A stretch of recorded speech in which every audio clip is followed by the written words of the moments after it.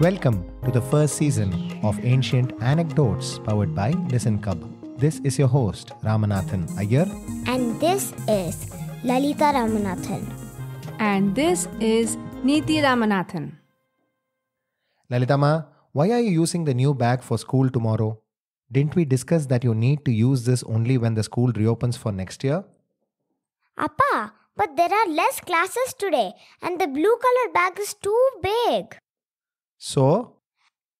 When I run, it will move from side to side, Pa. Yeah, so don't run, walk slower. Appa, but if I am late, then I will miss the bus if I walk, no? Yeah, so don't be late. Get ready on time. Appa, please. I will keep back the bag after today, Pa. I will only take the bag again when there are less classes again at school. Please? That way, the bag will still be new for next year. Hey, hello, thief fellow. 1 year, 1 bag. That's the rule. Whether you have 1 subject, 2 subjects, 10 subjects, or even half a subject, that bag only. It has to last you the entire year. What if the bag tears? Yeah, so be careful with that bag. Look, don't be like Naraka Surapa. Just because you have 1 more bag, don't find ways of using the gift in an unfair manner. What? Narakasura had 2 bags as well?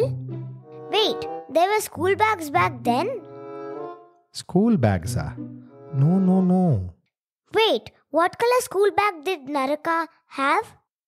Papa, school bag la illada.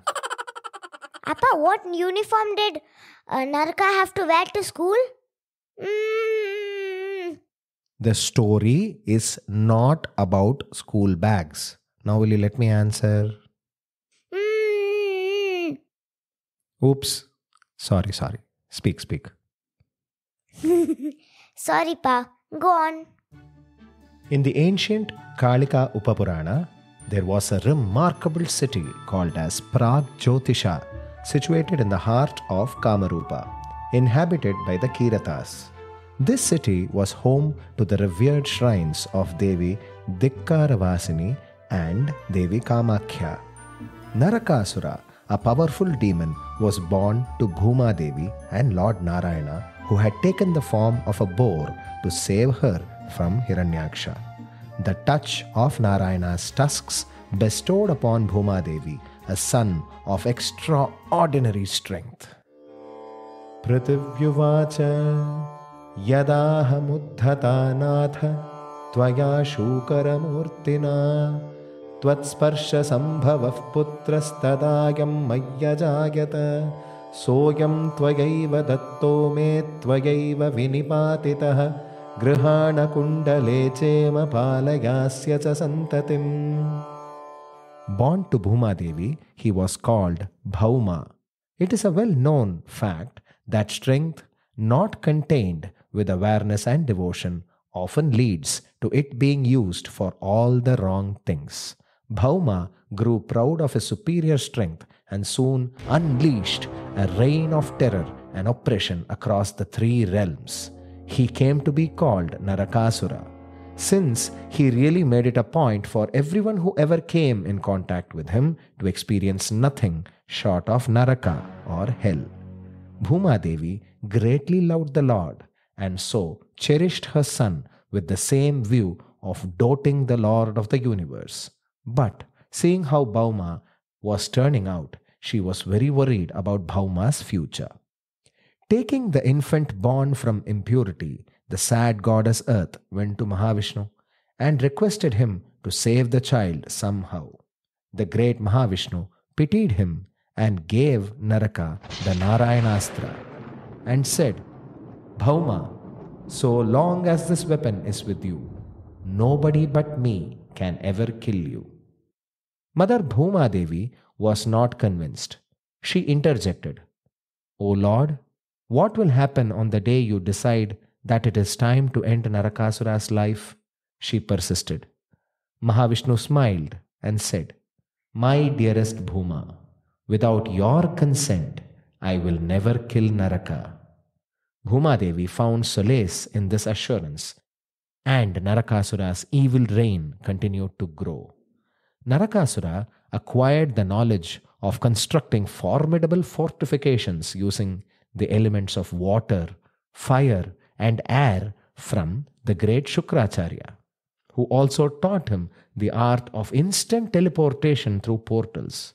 With the help of his loyal general Murasura, Narakasura constructed the magnificent city of Pragjyotisha in what is now the state of Assam in India. With such a stronghold, Narakasura began plundering celestial treasures.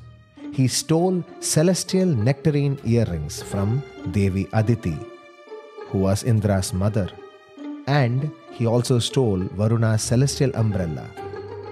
He even stole the Mandara peak from the Maniparvata mountain range, a place where the celestial beings rested. The Devas attempted to confront Narakasura, but were powerless against his superhuman strength and the protection of the Narayanastra.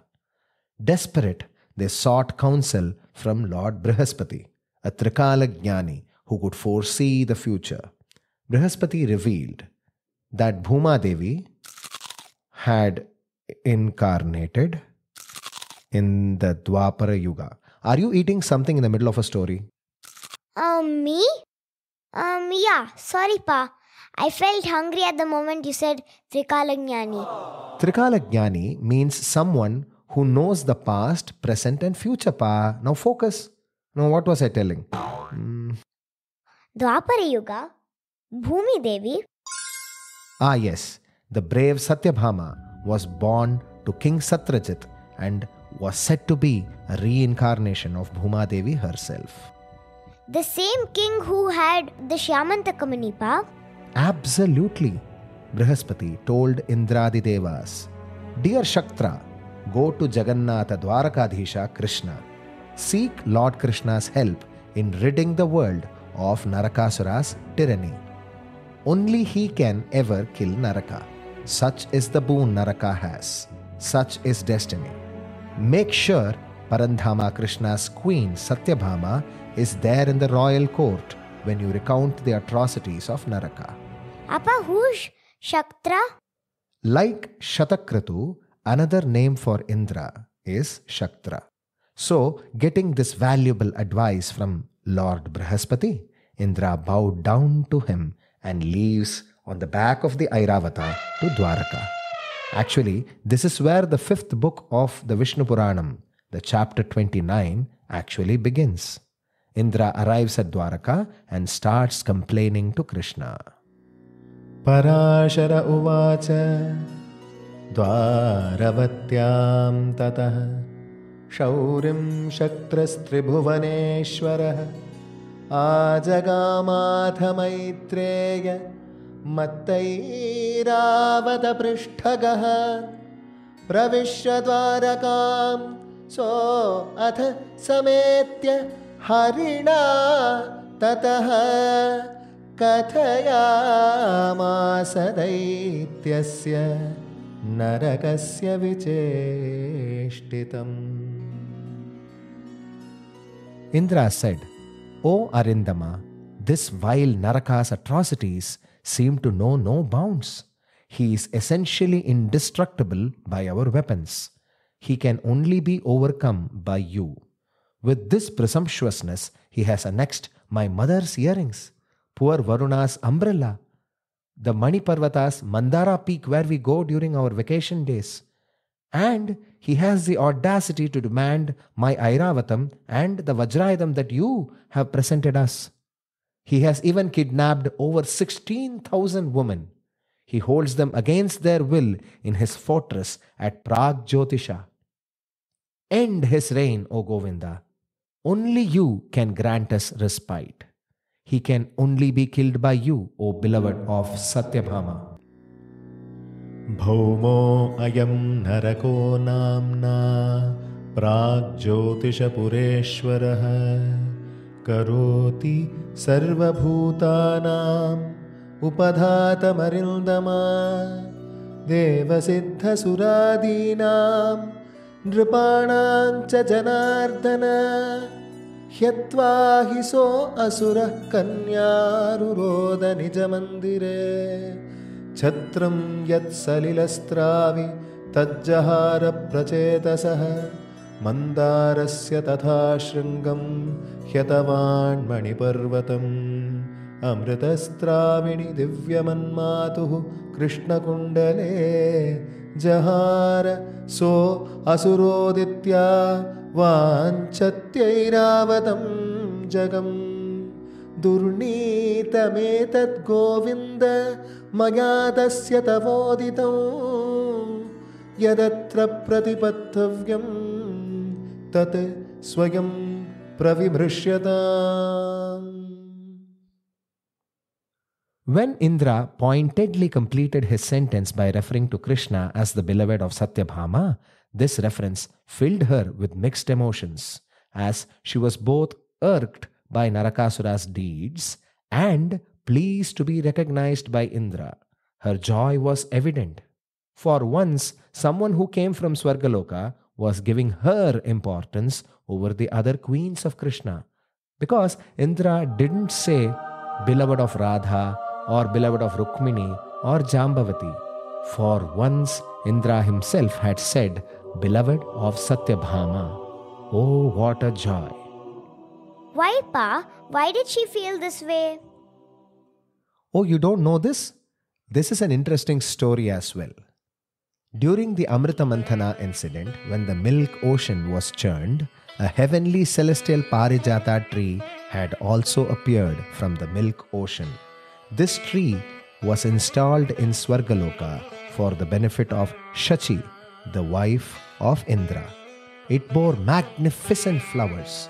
It was only recently that the sage Narada had visited Dwaraka from Swargaloka and brought one such heavenly Parijata flower from that very tree. But the revered sage had granted the flower to the eldest queen of Lord Krishna, Queen Rukmini. As one of the younger queens, Satyabhama turned green with envy. Her thoughts galloped on the speediest of horses. Oh, what a beautiful flower that is! Just like my dear Damodara. The utter nerve of that sage Narada. First of all, he brings only one flower. Then, the flower is only for Sister Rukmini, it seems. Why? Don't we all look like queens? Am I also not Krishna's beloved? If Munishrestha really has to bring only flowers, let him bring it for all of us. What partiality is this? But where is the justice in expecting this from poor Narada Maharishi? He did what he could, and that is to get us a sample. Swarga is such a fortunate place to have trees that yield such pristine flowers. How I wish Damodara gave me that entire flowering tree. Almost being able to hear all these thoughts in her head, Parandhama Krishna let the thoughts run wild until she wanted the entire Parijata tree.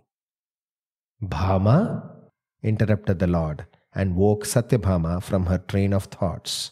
His lotus eyes were wide and his large eyelashes stood like a peacock in the rain. His brows shot up to his divine hairline as he inquired, "What seems to be bothering my favorite queen today?" O Lord, Bhauma replied, many times you have told me, Satya, you are more dear to me than even Jambavati or Rukmini. If your words are sincere and not mere flattery, then please fetch me the Parijata tree from Swargaloka. Let this Parijata tree adorn my mansion. Name Jambavati Tadrigbhishta Rukmini Satye Yathatmame Yuktam Tvaya Krishna Sakrit Priyam Satyam Tat Yada Govindanopacara Kritam Tava Tadastu Parijatasya Mama Geha Vibhushanam. At that time, Krishna had agreed. Fast forward many years. Now that Indra himself was referring to Krishna as the beloved of Satyabhama, Lord Krishna heard her happy thoughts. Isn't the Lord cognizant of the past, present, and future as well? He instantly remembered how Bhauma had wanted the celestial Parijata tree as well. Trikalagnani. Correct. So, Lord Krishna smiled and quickly closed the gap. My dearest, what do you think we should do about this Naraka? Now Queen Bhauma was on the top of the world. My lord is including me in his decisions. How fortunate I am today. Thought the queen. Hey Parandhama, Bhauma is such a vile asura who poses a threat to the very existence of women. His greed is causing unwarranted pain to all. You should annihilate him without remorse. She said angrily. The stars aligned. The heavenly conches blew. Flowers showered on Queen Satyabhama and Lord Krishna from the heavens. The denizens of the heavens fell at the queen's feet. Whoa, what am I missing? What just happened, Pa? Oh, didn't you notice? Bhuma Devi herself, in the form of her reincarnation, Queen Satyabhama, had granted permission to the Lord to slay her own son. Finally. Oh yes, she is Bhuma Devi's incarnation, isn't it? Yes, the whole audacity behind Naraka's atrocities was this. My mother has to give permission to Lord Narayana to kill me, and only he can kill me. My mother loves me too much. She is not going to do this. There is no one to stop me. Let me do as I please. And now that impossible thing has happened. What a brilliant turning point. What happened next? Well, what happened next is actually covered in a few shlokas only. Krishna takes Queen Satyabhama's hands and calls out to the eater of serpents, his ride, Garuda. Together, they fly to the heavenly fortified city of Pragjyotisha. A fierce battle ensues. Naraka's army is huge and bejeweled by numerous mighty generals and weaponry. But Krishna uses the Sudarshana Chakra to vanquish the Asura. Narakenasya tatra bhun mahan sanyena samyugaha Krishnasya yatra govindo jaghne daityan sahasrashaha shastrastra varshamunchantam Bhaumam tam narakam bali kshiptva chakram dvidham chakre chakri daitega chakraha. Granddad used to tell us that as Naraka's large body hit the earth, like a huge glacier collapsing into the ocean, Satyabhama collapsed into a faint. And from within Satyabhama's body, a shining aura of Naraka's mother, Bhuma Devi herself, appeared. She had tears in her eyes. She approached the Lord, carrying Devi Aditi's celestial nectarine earrings. Looking at Bhuma Devi's tearful eyes, Narakasura spoke painfully. O Lord, many are the sins I have committed on my mother, Bhuma Devi.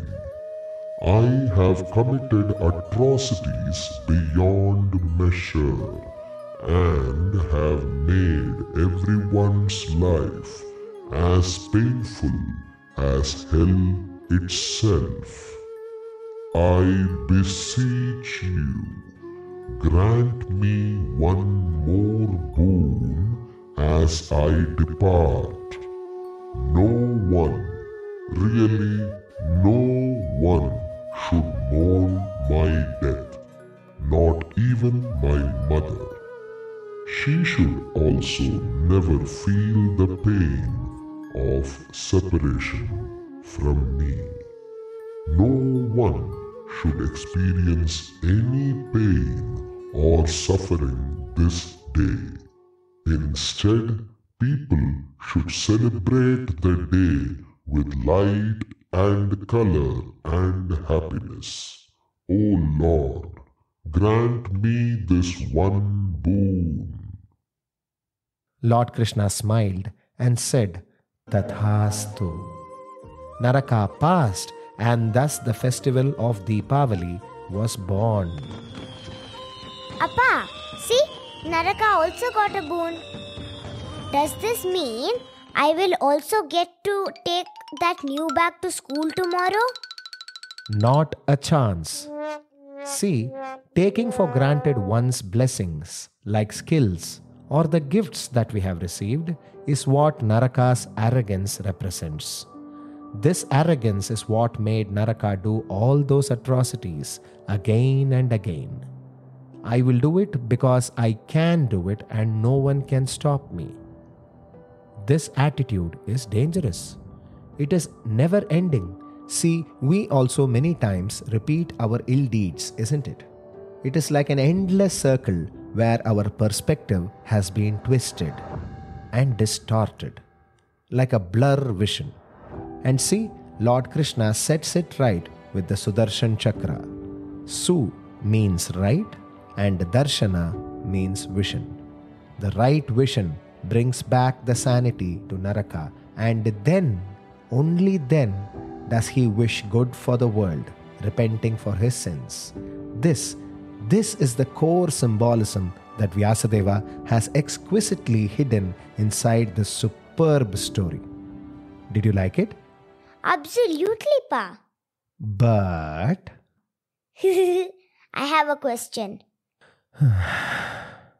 go on. People with skills and strength should not misuse their powers and should not take for granted the weakness of others is the symbolism behind Naraka's life. Okay, fine. But what about Queen Satyabhama? She also felt jealousy and greed and wanted the entire tree for her garden. No, isn't that bad? Oh, that's a lovely question. See, Satyabhama is but Mother Earth basically. And see, Bhudevi is greedy for Lord Narayana. The whole creation is Lord Narayana for her. She is greedy for the cause of all causes. Look at what Satyabhama wanted. The tree that bore the Parijata flowers. The word Jata means being born. Parijata means born from the whole.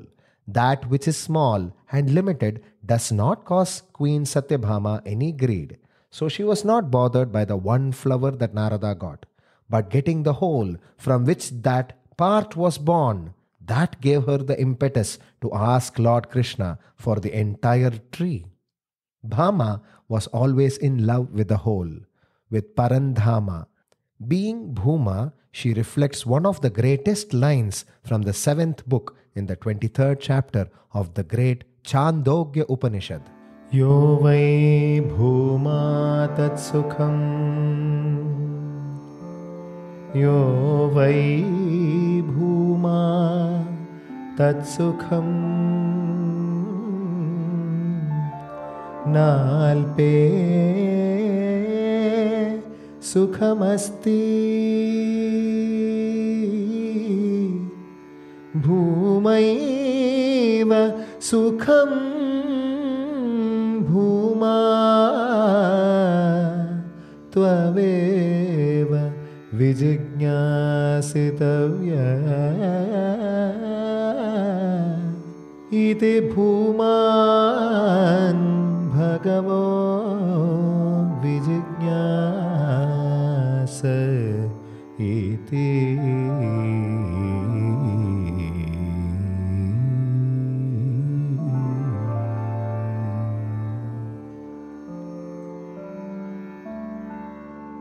Yo vai bhuma tat sukham nalpe sukham asti.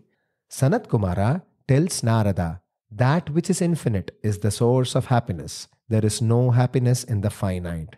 The cause for misery is when we desire for the small. There is no happiness in the small, and whatever attachment one has to the big, to the whole, can only bring happiness. Do you want to worry? Go ahead and worry. But don't worry about small things like my bag, my rubber, my scale. Worry about the bigger of those. How can I get every child in the world a bag and get them to study? Make your worry bigger and it will never make you sad. This is the learning. Did you get all that? Appa, as Naraka was dying, Satyabhama fainted, isn't it? Did Satyabhama ever know about Naraka's boon?